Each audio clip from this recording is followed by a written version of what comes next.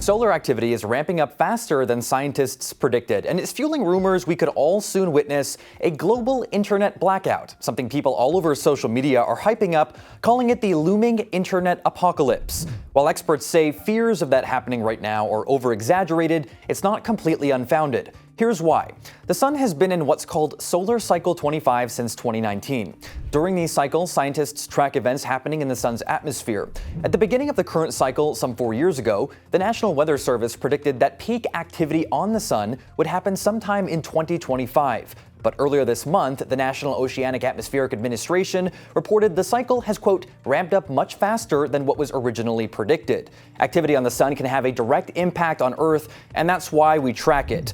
According to NOAA, the sun's solar cycles give us a rough idea of the frequency of space weather storms of all types, from radio blackouts to geomagnetic storms and solar radiation storms. And it's used by many industries to gauge the potential impact of space weather on Earth.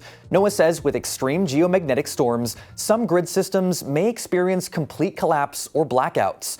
So where does the internet apocalypse factor in? That's not an actual term used by NOAA or NASA. The phrase stems from this one research paper out of California. In it, the author analyzes solar superstorms that can potentially cause large-scale internet outages covering the entire globe, calling them, quote, one of the greatest dangers facing the internet.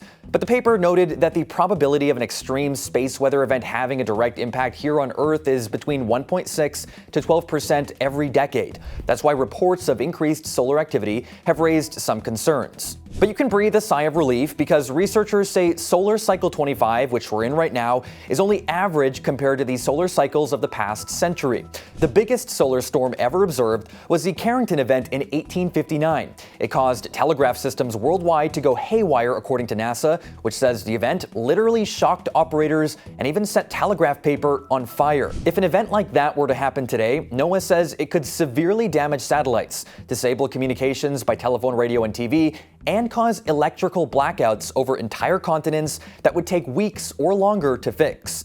Videos on social media have been making the rounds, claiming that type of doomsday is on its way, though the power of such an event is thought to only occur every 500 years.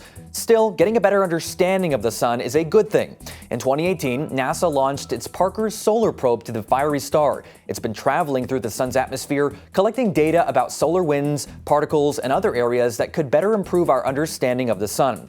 The agency believes it could also potentially help us better predict future space weather events.